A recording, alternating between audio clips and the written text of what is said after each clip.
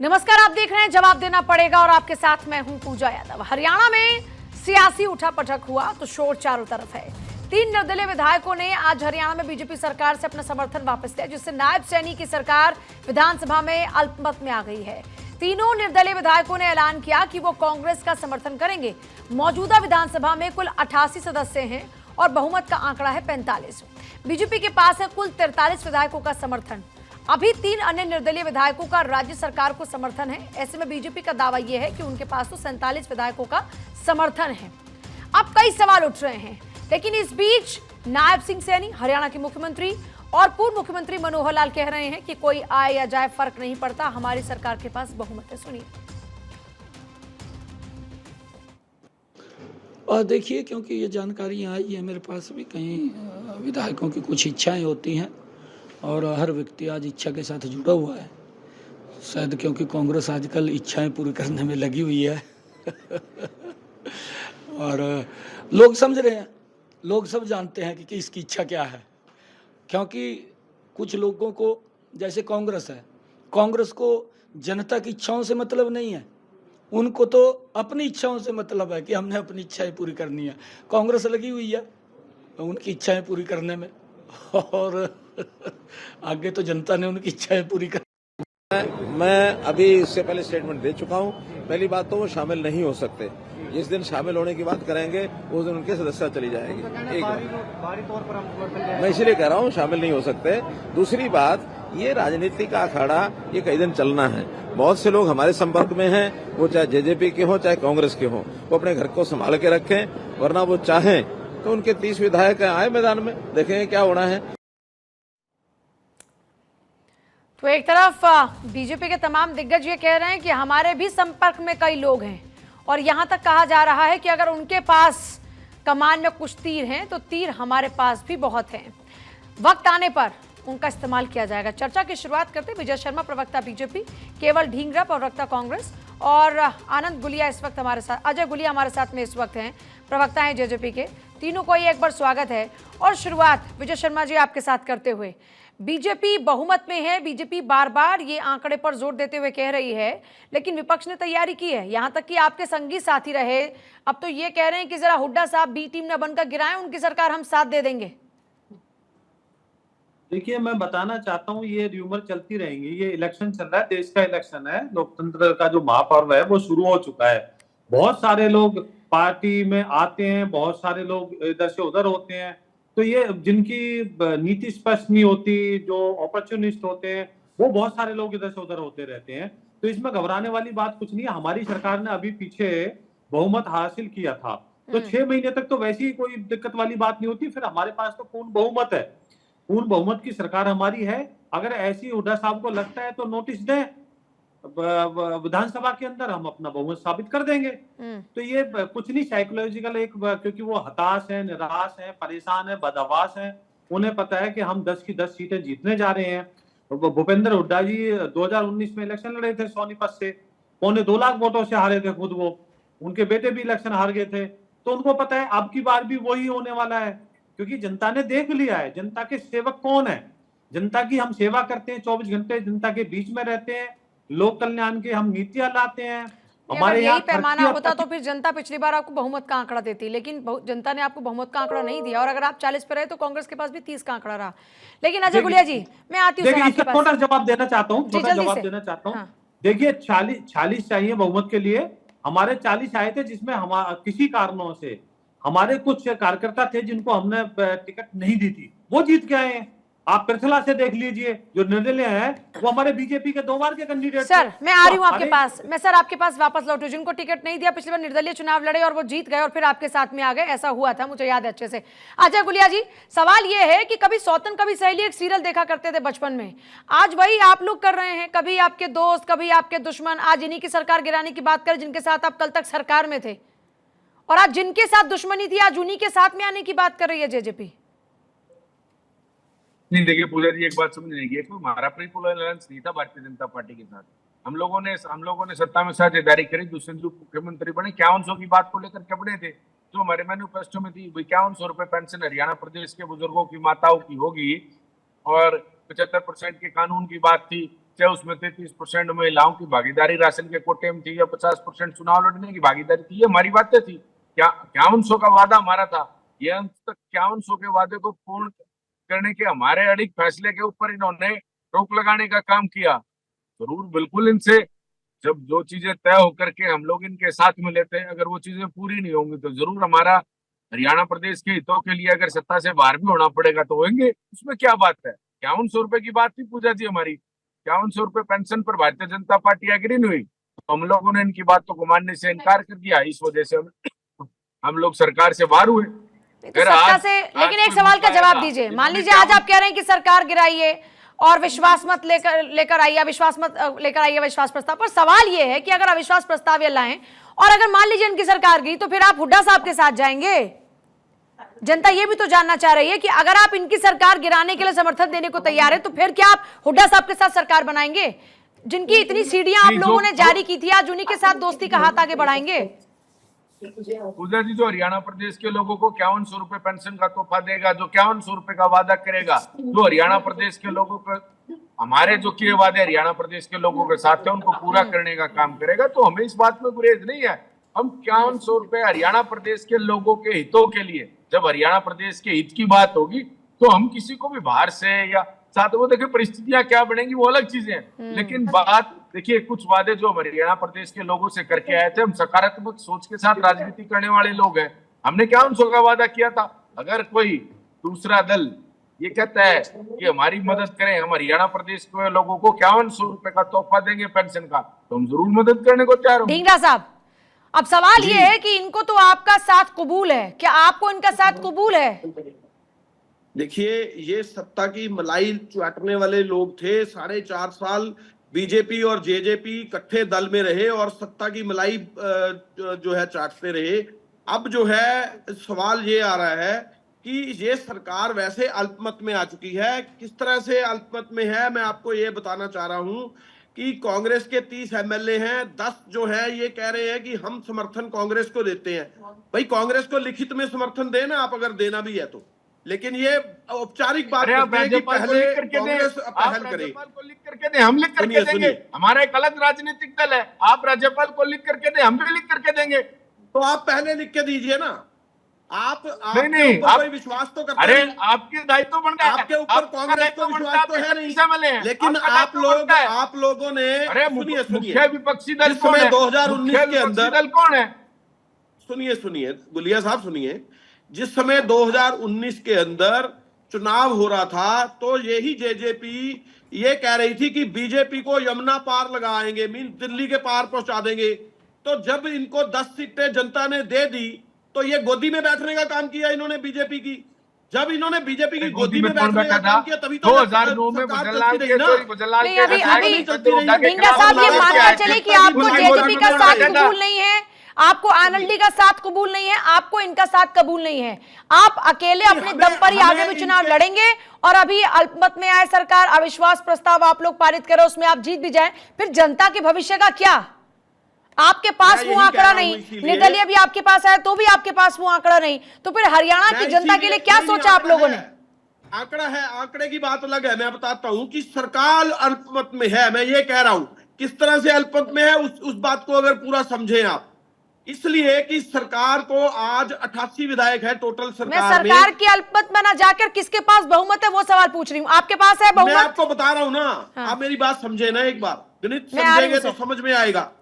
मैं ये कह रहा हूँ 88 विधायक है टोटल, उसके अंदर 45 पे जो है पूरा बनता है, लेकिन 45 बीजेपी के पास कैसे नहीं है वो समझा रहा हूँ गणित आपको। 30 वो तो हम समझ गए, मैं आपके पास बहुमत कैसे वो जानना चाह रही हूँ सर। इनके पास क्या है वो तो जग जाहिर है, लेकिन आपके पास क्या है वो जग जाहिर नहीं है, तो जनता ये जानना चाहती है, जो जनता के हित की बात करे उनके पास क्या आंकड़ा है? सवाल सत्ता में मलाई चाटने वालों का है, उनकी बात कर रहा हूं। जनता उनके साथ आज की डेट में नहीं खड़ी है, लेकिन ये सरकार अल्पमत में है, ये मैं बताना चाह रहा हूं। वो किस तरीके से आप चाहते हैं कि बस तुरंत चुनाव होना चाहिए, आप चाहते हैं कि तुरंत चुनाव होना चाहिए, तुरंत चुनाव से अब आप जनता के हित की बात करेंगे। हम कह रहे हैं हमारा कहना है कि विजय शर्मा जी, लगना चाहिए, विजय शर्मा जी, सरकार अल्पमत में है, राष्ट्रपति शासन लगना चाहिए, हमारा कहना ये है। पूजा जी ने चुप कराइए, मैं जवाब देता हूँ। देखिए केवल जी, मैं आपको टीवी चैनल के ऊपर चुनौती देता हूं, आप अविश्वास प्रस्ताव लाइए। आप अभी 2-3 महीने पहले अविश्वास प्रस्ताव लाए थे और फिर आप विधानसभा छोड़ के भाग गए थे। तो टीवी चैनल के ऊपर तो विश्वास प्रस्ताव पारित हम होगा नहीं भागे थे, जेजेपी भागी थी। केवल जी एक मिनट, जेजेपी भागी थी। मैं one by one sir, one by कह रहा वन, हूं। One by one. आप सभ्य तरीके से बात सुनिए।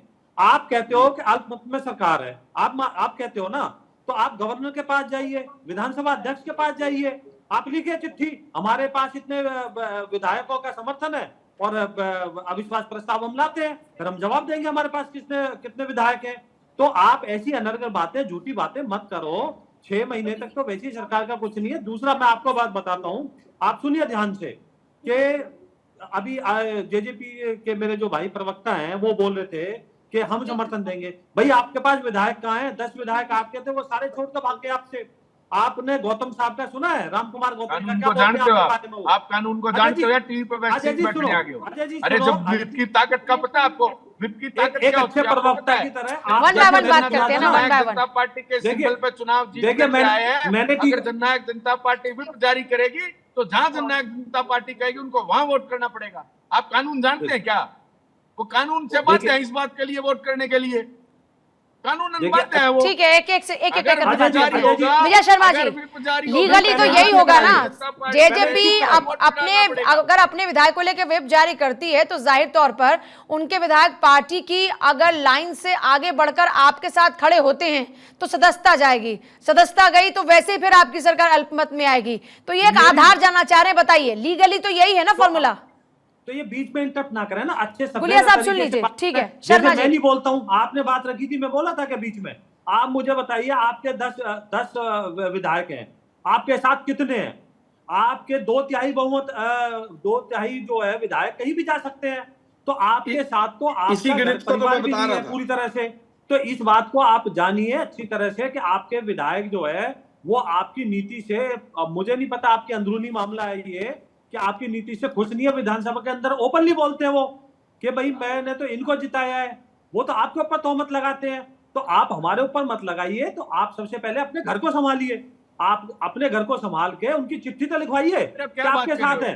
आप अभी के घर को संभालने की बात चल रही है कि सरकार आपको नेता जो नेता बने। पर शर्मा जी, अगर पार्टी नहीं चाहेगी तो वो आपके साथ आ जाएंगे क्या? एक बड़ा सवाल है ये जो जनता जानना चाह रही है।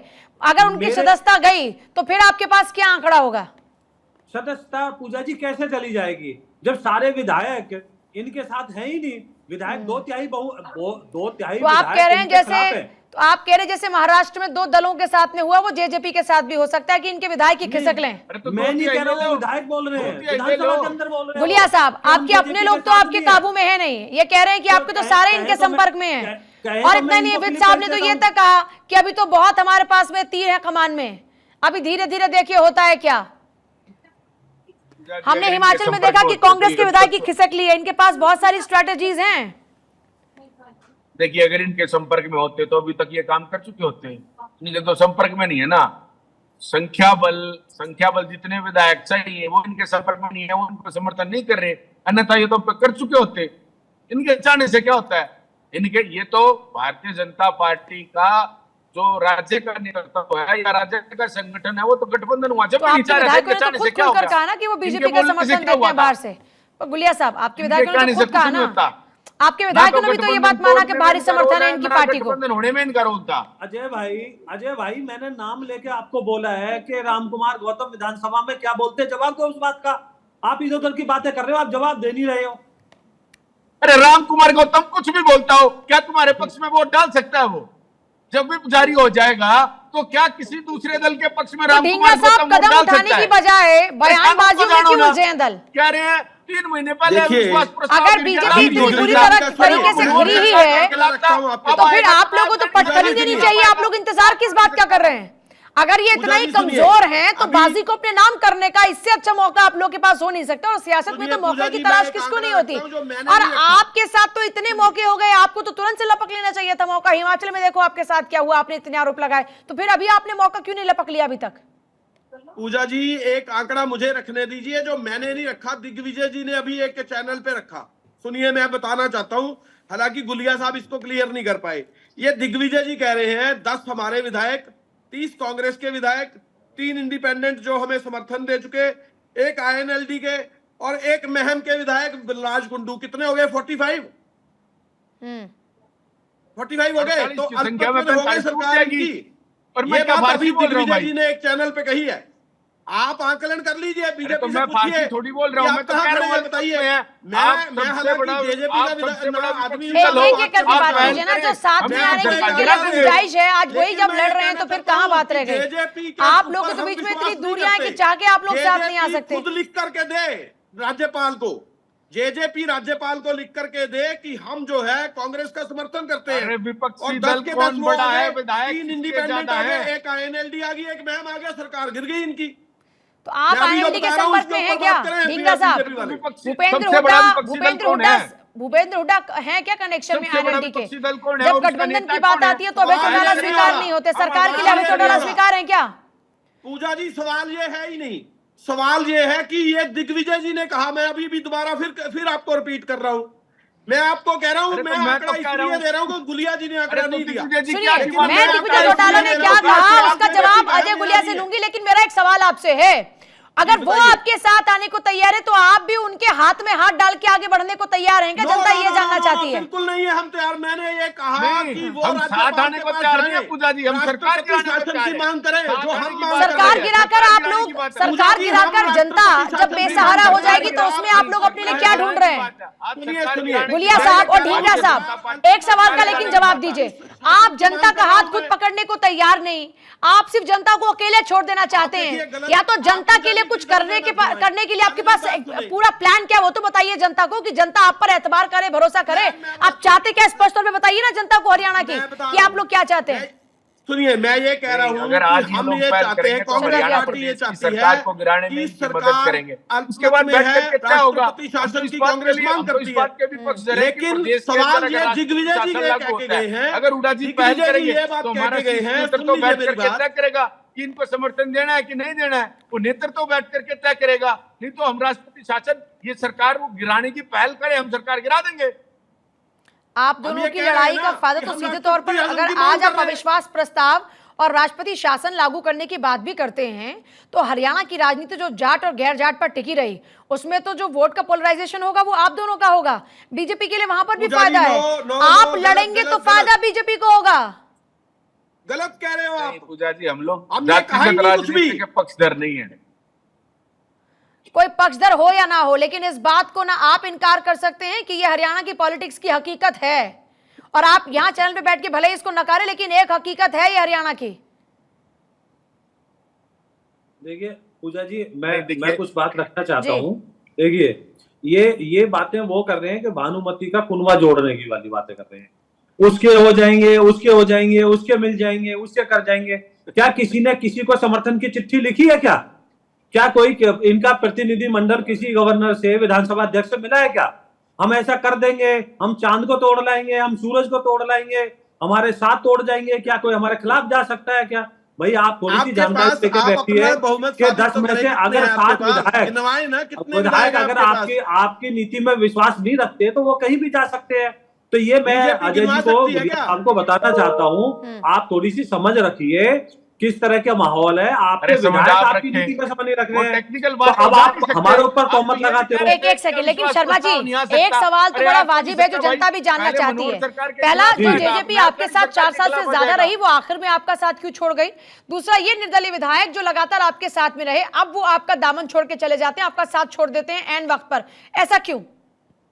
देखिए, और जेजेपी क्योंकि ने आपने कहा कि लोग अपने लिए अपॉर्चुनिटी ढूंढते हैं, तो क्या उनको पूजा जी अपॉर्चुनिटी सुनिए। अब कहीं और नजर आ रही है? क्योंकि ऐसे ही वो नहीं, अपॉर्चुनिटी नहीं। ढूंढ के आपके साथ आए थे, और अब क्या माहौल आपके फेवर में नहीं है कि उनको अपॉर्चुनिटी कहीं और नजर आ रही है? क्या रीजन है?